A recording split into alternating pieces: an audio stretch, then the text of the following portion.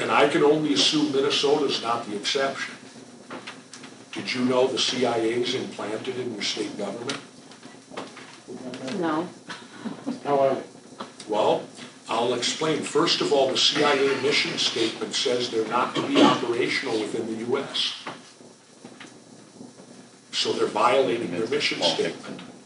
Well, in Minnesota, only the governor and the chief of staff are aware of it. That there's an implanted CIA person in Minnesota government at a level to where he doesn't come and go with elections. It's a permanent position. Why? Why do they violate their own mission statement? And I can only assume Arizona. I don't know if you have one, but I don't believe Minnesota is the exception. Did you know who it was in Minnesota? Yes. And what was the position in Minnesota? The position was at a deputy level in one of the, you know, I won't go far enough to say, I won't say names because I'm not going to get Valerie Plain. Was it an agency type position? Well, it's an upper level management position. Okay. That's permanent. In fact, when this person retired, I was then introduced to the new one. They then recruited a new one and had that person implanted in Minnesota government. If you're also not aware, 1 month after I took office, I was requested to the basement of the Capitol where I was interrogated by 23 members of the Central Intelligence Agency, and I was the governor. I went, because being a former military, you kind of feel obligated. You don't know what it's really about. I walked into the room, and they put me in a chair at the end, and they were in a big half circle around me, and they interrogated me, questioned me. And having met me, you'll realize how I handled it. I walked in and I sat down. I said, well, first of all, I said, before you ask me any questions, I have a few for you. I said, what are you here for? I said, your mission statement says you're not to be operational in the United States of America. Why are you here questioning me? And why are you violating your mission statement? Well, I couldn't get an answer. You know, that's the way they are. I second said, I want to go around the room. I want you to tell me your name and what you do. And I'm the governor. Half of them wouldn't. Half would. I don't know if they're telling the truth when they said to me. What did they question you about? What was the purpose? Well, okay, when it was over, I went home very puzzled that day. And when I got home, I thought, who can I call that could clear this up for me? And one name came to me, and his name is Richard Marcinko. Does anyone know who Richard Marcinko is? Dick Marcinko writes the Road Warrior books. He's a 32-year member of the Navy SEALs. He created SEAL Team 6, the anti-terrorist unit. He created Red Cell. And Dick worked very closely and many times with the CIA, whom we in the SEALs lovingly call Christians in Action. That's our slang term for the CIA. We call them Christians in Action. We're SEALs, come on. You know, we're not your normal run-of-the-mill. Don't know better. Yeah, we don't know any better. And so I called Dick, and I said, Dick, I just had a meeting with 23 members of the CIA in the bowels of the Capitol. I said, and I can't figure out why they wanted to talk to me. And I said, you're the guy who I probably would have calling because you would have the most intel to me. And Marcinko started laughing on the other end, and I said, well, he said, well, I've been out of it now a few years. He said, I can't directly tell you why, but he said, I have a pretty good idea why. I said, tell me, you're leap years ahead of me. He said, they didn't see you coming. And what's the CIA's job? Their job is to do intelligence reports to let the government know trends and things like that so that the high echelon government people can make, hopefully, good decisions based upon intelligence. And when I thought back to the questioning, it was all about how I got elected. He was right on. They wanted to know what I did. I don't know, maybe to stop it from ever happening again. Who knows?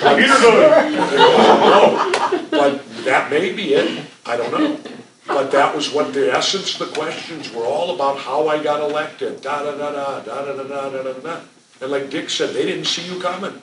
And he said, they want to know now, is there going to be 6 more independent governors on the horizon? What is going on here in the U.S.? Then I'll tell you the best story. which is in the book also. I'm ruining the book. Which is available for sale tonight. Yes. When I And went it's to well worth Cuba, it. when I went to Cuba over my country's objections, the administration's objections, I was there for 5 days, and Castro gave me 3 of his personal bodyguards and an interpreter. I had my 2 regular bodyguards, and ironically, Castro allowed my guys to carry their guns the entire time they were in Cuba, except when I met with him. Then they had to turn their, which I don't blame, they had to turn their guns over to the Cubans, and then as soon as Castro was gone, the guns were immediately returned. But I could understand that, because after all, we have attempted to assassinate him on a few occasions. Wouldn't that be called terrorism? If your intelligence community goes out and attempts to assassinate another political leader, I would classify that terrorism. Not the United States. Well, I understand that. That's part of the old hypocrisy and double standard and all that. But the Bush administration did not want me going. And when I returned, I actually thought about contacting President Bush and seeing if he would okay my passport again. By the way, they suspended my wife's passport. They would not allow her to accompany me. Now, aren't we home of the brave, land of the free? My wife was not allowed to go to Cuba with me. Word came, Castro apparently has informants everywhere. I guess when you're a dictator, that's standard operating procedure. And an informant came up to him, or came up to one of my 3 bodyguards and whispered something. The bodyguard then told the interpreter, who told my guys, who then told me. The informant said that I was being tailed by CIA operatives. Now I'm in Cuba, right? And the Cubans wanted to know if I wanted to lose them. Now I found that real strange. Here I am, a U.S. governor. I haven't done anything wrong, and I'm being tailed by my own intelligence community, and they didn't tell me. And the Cubans are offering me a way to lose them. Join you at the table. You know, What'd you say? I said no. I said we're not doing nothing wrong. I don't. What are they going to report back? I said ignore them. We're going to have fun. We don't. I'm not going to. And so we went on with the night. Well, got back to the United States. I'm in my office in the Capitol, and I look at my schedule, and there's this 2:00 meeting on my schedule that's blank. So I pulled my chief of staff in, and I go, Stephen, what's this 2:00 meeting? Everything else has got what it is. This 2:00 meeting's blank, and my chief of staff kind of rolls his eyes. He goes, CIA. I said, oh, okay. Well, I knew, because they didn't need debriefing. I understand how it works. They came in, and I'd met them before. And in fact, the guy I met is the head of the whole region.